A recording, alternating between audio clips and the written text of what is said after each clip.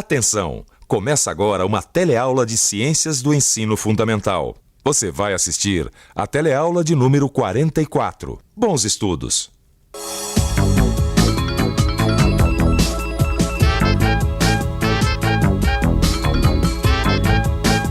Na nossa última teleaula, vimos como funciona uma usina hidrelétrica que produz eletricidade a partir da energia de movimento da água em queda. Lembra?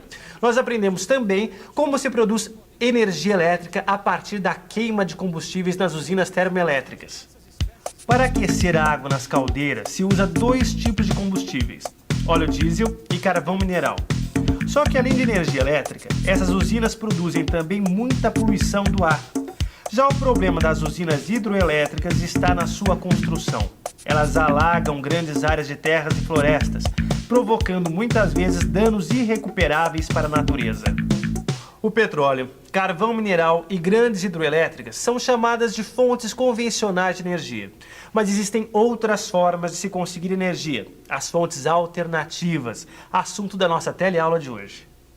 Você vai ver como é que se formou o petróleo e por que os combustíveis fósseis são considerados não renováveis. Vai conhecer algumas fontes alternativas de energia e discutir as suas vantagens e desvantagens. E no final, vai entender por que é tão complicado decidir por uma determinada fonte de energia e por que é tão importante a participação de todos os cidadãos nessa decisão. Ah, eu avisei, Alberto, que o gás estava no final, que o botijão reserva tinha acabado. Tá bom, Maria, tá bom. Eu esqueci. Eu tô indo buscar o gás lá no depósito, você não tá vendo? Eu só tô falando isso porque sem gás eu não faço nada na cozinha. Ah, eu avisei pra ele, viu? Mas ele sempre deixa pra última hora. E você sabe que a gente usa muito fogão, né? O botijão não dura muito. Ô Maria, você já parou pra pensar que o gás do botijão, o GLP, ele vem do petróleo e que a natureza levou centenas de anos para produzir o petróleo? Você sabe que eu nunca tinha pensado muito nisso? O gás vem do petróleo. Mas a gente já viu isso numa teleaula aqui, né? O gás de cozinha, a gasolina, o óleo diesel, enfim, todos os combustíveis fósseis. Há mais de 600 milhões de anos, aconteceu o soterramento de grandes áreas de florestas e lagos com todos seus animais e plantas. Debaixo de toneladas de terra e rochas, esse material sofreu transformações durante esse tempo todo até formar o petróleo. O petróleo que existe tem origem nessa época? Tem, Maria, porque isso aí foi um processo que aconteceu em condições muito particulares num certo período da história do nosso planeta. E não pode acontecer de novo, não? Olha, Maria, é bem pouco provável. Por isso que a gente diz que os derivados de petróleo são fontes de energia não renováveis, porque um dia eles podem acabar. Nossa, quer dizer que o petróleo, a gasolina, o gás pode acabar? Mas quando, Lineu? Olha, as previsões variam. Uns dizem que daqui a 40 anos, outros dizem que daqui a 60 anos. Agora, uma coisa é certa, em algum momento, no próximo século, o mundo vai ficar sem gás natural e sem petróleo. A importância dos combustíveis fósseis no mundo de hoje é fantástica. O fim desses combustíveis traria consequências políticas e econômicas para todo o planeta. Estima-se que de toda a energia consumida pela humanidade atualmente, cerca de 80% venha de combustíveis como o petróleo, o gás natural e o carvão mineral. Já pensou ficar sem esses combustíveis de uma hora para outra? Não faz muito tempo que o homem começou a queimar combustíveis fósseis para obter energia. Faz mais ou menos uns 200 anos. Ele começou com carvão mineral. O consumo de carvão mineral aumentou com a invenção da máquina a vapor, porque ele passou a ser usado para movimentar trens, nas primeiras fábricas. Bom, o consumo era em grande escala. Quer dizer que o carvão mineral foi o primeiro combustível fóssil utilizado pelo homem? Isso, aí depois vieram os derivados de petróleo, há uns 100 anos mais ou menos. A gasolina, o óleo diesel, o gás, né? Isso, e eles passaram a ser usados nas indústrias e nos transportes. A utilização dos combustíveis fósseis pela humanidade vem crescendo cada vez mais ao longo do tempo. Em 10 anos, de 1970 a 1980, o mundo consumiu uma quantidade de petróleo igual a que consumiu nos 70 anos anteriores. E esse consumo continua a aumentar. Em 1973, a humanidade consumiu 5,6 bilhões de toneladas de combustíveis fósseis. 6 anos depois, esse consumo já aumentava para 6,3 bilhões de toneladas. Em 84, foram 6,4 bilhões de toneladas. O aumento do consumo de combustíveis fósseis representa uma grave ameaça à atmosfera e ao meio ambiente. A queima desses combustíveis pelos automóveis e pelas indústrias lança no ar grandes quantidades de gases poluentes. O gás carbônico é um desses gases. Ele sai dos escapamentos dos carros e das chaminés das fábricas. A quantidade de gás carbônico produzida e liberada na atmosfera é tanta que pode elevar a temperatura do planeta e transformar grandes áreas em desertos.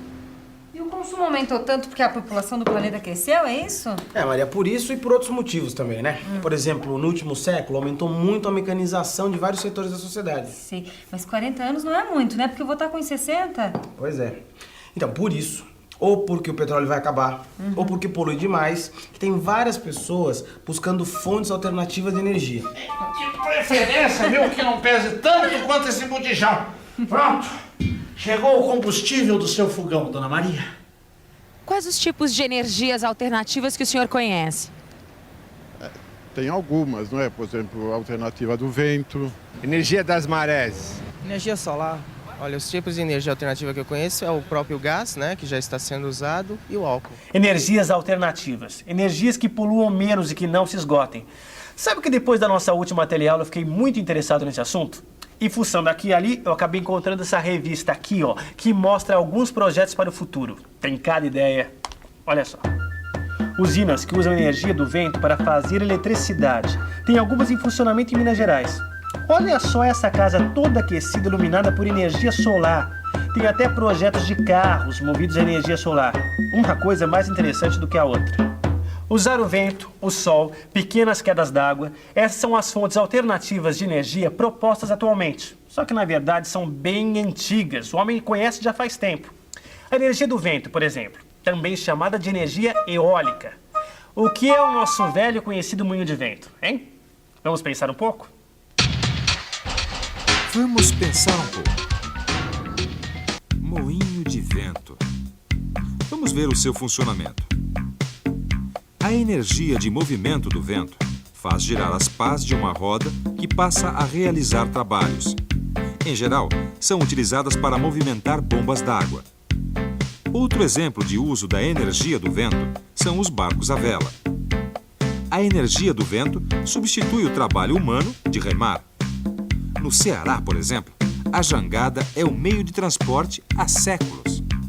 O calor do sol, a energia solar, é outra fonte de energia que sempre foi utilizada em atividades domésticas, para secar roupa no varal, para preparar carne de sol e é usada até hoje em indústrias mais primitivas, para secar o sal da água do mar nas salinas, por exemplo. Mas a novidade é que está sendo aproveitada para o aquecimento de água, tanto em instalações domésticas como em comerciais. Puxa, energia solar? Como é que é isso, Lineu? Bom, não é nada exageradamente complicado.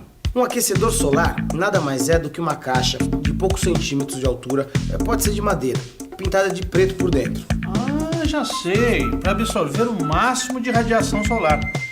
E são cobertas com vidro. No interior da caixa é colocada uma serpentina de metal por onde circula a água. Ah, e a água passa e fica aquecida. Isso mesmo. Várias dessas caixas são colocadas lado a lado nos telhados das casas. Ficam numa posição onde estão expostas ao máximo aos raios solares. Essa tal de energia solar não era uma boa opção pro pessoal lá no Nordeste? É porque meu pai disse que lá faz um calor dos infernos. Não, no Nordeste a insolação intensa o ano todo. A economia de energia elétrica pode ser bem grande. E não só no Nordeste, né? No Brasil inteiro dá pra usar aquecedor solar. É, país tropical, abençoado por Deus. Olha, mas mesmo em países frios, esses equipamentos são úteis para a economia de energia elétrica ou do gás. Lógico que num país como o nosso, a economia vai ser maior, né? Outra fonte alternativa de energia bastante utilizada no Brasil é o álcool combustível. Ele é utilizado como substituto da gasolina nos automóveis. É uma tecnologia brasileira. Mas será que as pessoas sabem a diferença entre o álcool e a gasolina? Vamos ver? O senhor sabe a diferença entre o álcool e a gasolina? Sim, o álcool é um bem renovável, a gasolina não é um bem renovável. É que a gasolina polui bem mais do que o álcool, né? Bom, a gasolina ela tem um maior poder de combustão do que a do álcool. A gasolina vem do petróleo e o álcool vem da usina de cana, né? Vem da cana, né? O álcool é um dos produtos da destilação da cana-de-açúcar fermentada. Portanto, é uma energia renovável, porque todos os anos a gente pode ter novas plantações de cana-de-açúcar. Uma outra importante alternativa de combustível para automóveis e caminhões é o biodiesel.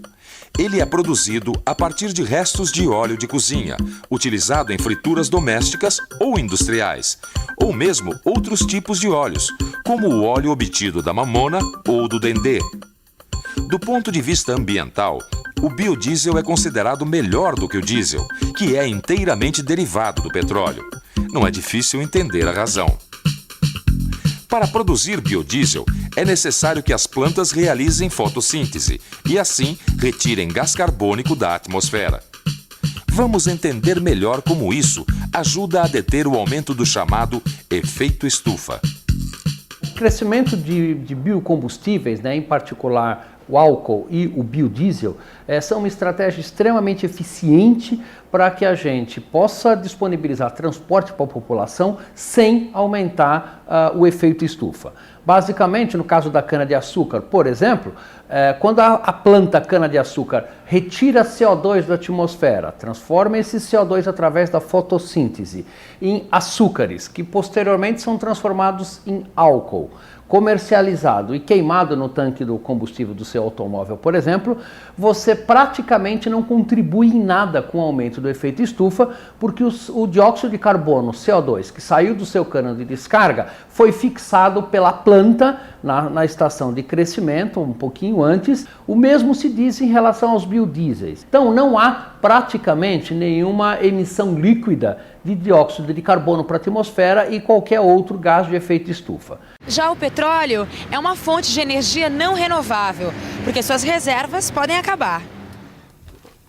Eu vi agora aqui na revista uma super ideia que eu faço questão de mostrar para vocês. É um biodigestor. Nunca ouviu falar? Pois esse sistema aqui transforma lixo em gases combustíveis. Não é uma super ideia? Dá para aproveitar o lixo e os esgotos das cidades.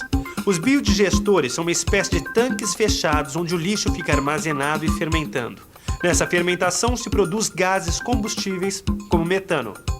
O gás metano vem sendo usado para o aquecimento de fogões e como combustível de veículos. No Brasil já tem muitos carros, caminhões e ônibus circulando movidos a gás metano. Existem ainda outras fontes de energias renováveis que estão sendo pesquisadas, como o aproveitamento da energia das marés dos oceanos, por exemplo. Só que esses estudos ainda estão muito no começo. Peraí, mas se as energias alternativas elas são renováveis e poluem menos, por que a gente não utiliza logo só esse tipo de energia? Maria, que não é tão fácil assim, né? A gente tem que ver que sempre tem riscos e benefícios. Olha, a produção do álcool, por exemplo. Essa é melhor que o petróleo porque é renovável, não acaba. Pois é, mas exige uma extensão enorme de plantação de cana-de-açúcar. Daí qual que é o problema? O problema é que você plantando muito tempo uma mesma coisa no mesmo lugar, isso traz consequências ambientais sérias. É incrível essa questão da energia, né? Qualquer decisão que você toma implica em muitas consequências, né? Pois é, tem custos financeiros, sociais e ambientais. É uma decisão que afeta a todos os cidadãos. E essa história de trazer projetos de outros países não tá com nada, viu? Eu concordo com você, viu? O Brasil tem que respeitar suas próprias características e procurar o seu próprio caminho. Claro, né, gente? Nem tudo que é bom para os outros países é bom pra gente. Acaba ficando tudo mais caro. Por isso é importante a gente conhecer todas as formas de se obter energia. Saber os prós e os contras de cada uma delas, para a gente poder participar mais ativamente das decisões do nosso país. E agora é hora da revisão. E atenção, se liga aí, que é a hora da revisão. Na teleaula de hoje, você aprendeu que a formação de petróleo, do gás natural e do carvão mineral é resultado de um longo processo que demorou 600 milhões de anos. E em condições tão particulares que dificilmente acontecerão novamente. Podem acabar. Por isso, são combustíveis não renováveis. Aprendemos também que existem fontes alternativas de energia que aproveitam os recursos energéticos naturais. Elas não se esgotam, são renováveis e poluem menos que as fontes convencionais. Vimos ainda que a exploração de fontes de energia renováveis ou não requer um planejamento cuidadoso que leve em conta fatores regionais, ambientais, sociais e econômicos. Agora trate de gastar sua energia dando uma boa estudada em tudo que a gente viu na teleaula de hoje, tá bom? E até a próxima!